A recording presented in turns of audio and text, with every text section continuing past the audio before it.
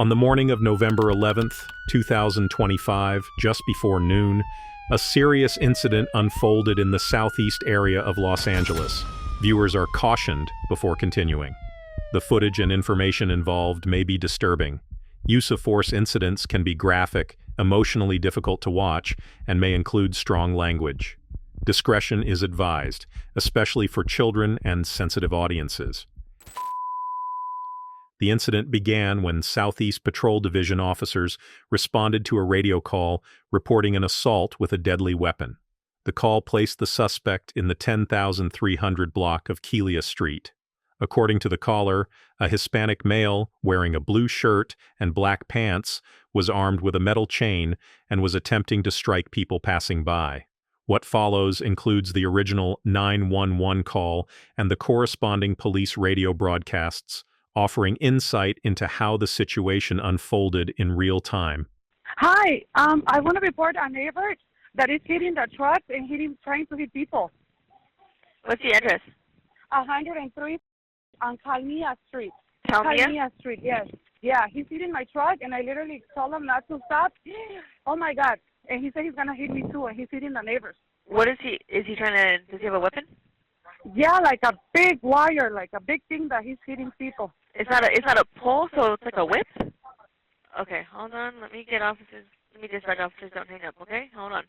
Southeast Unit 3W suspect there now. 103 Lima Street. Incident 1869 or the 1839 standby for additional. Are you willing to meet with officers? Yes, I'm right here. I'm inside the gate because I don't want to go out in the street.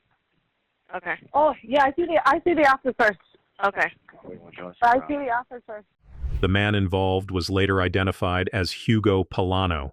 When officers arrived at the scene, they saw Polano holding a cluster of metal wires roughly 7.5 feet long. Officers immediately gave him verbal commands to drop the object. Hey, drop that, dude. We'll hit you with that thing if you don't drop it. Hey, don't come here, dude. All right. Face the car. Face the car, turn around. Well, I don't know who you are. Police officers. Let me see your wallet. Turn around. Face the car. That's not right. Turn around, face the car. Polano complied at first, letting the metal wires fall to the ground. But the moment didn't last. As officers continued issuing commands and asked Polano to turn around, he suddenly picked the metal wires back up. In response, an officer deployed a less lethal option, a foam projectile fired from a 40mm launcher. The round struck Polano in the upper torso, causing him to drop the wires again. For a brief moment, Polano appeared to comply. He began following the officers' directions as they cautiously moved closer. Then, without warning, he turned back, grabbed the metal wires once more, and charged toward the officers. As he advanced, Polano swung the wire cluster over his shoulder in a whipping motion. I'm not turning around. Hey, dude, drop that shit. Oh, okay. Turn around and face the car. Drop that shit, dude. Get up on the car. Put your hands on the car and don't move from there. Hey, dude. Hey, I'll fucking shoot you, dude. I'm gonna shoot him, dude. While repositioning to create distance, an officer fired additional foam projectile rounds, but they had no effect. Moments later, an officer-involved shooting occurred. What follows is the body-worn video from the officers involved, providing additional context to the events as they unfolded. Polano was struck by gunfire and collapsed to the ground, releasing the metal wire cluster. Hey, I'm gonna shoot him, dude. I'm gonna shoot him. I got it.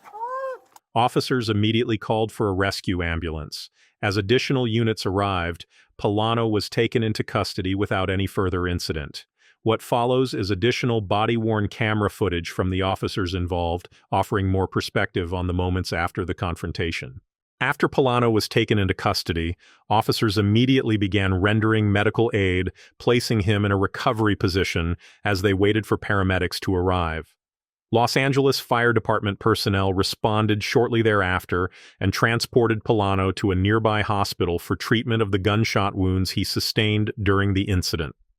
Despite extensive life-saving efforts by medical staff, Polano was later pronounced deceased. At the scene, investigators recovered the cluster of metal wires Polano had been holding and booked it into evidence. Hugo Polano was 56 years old and a resident of Los Angeles.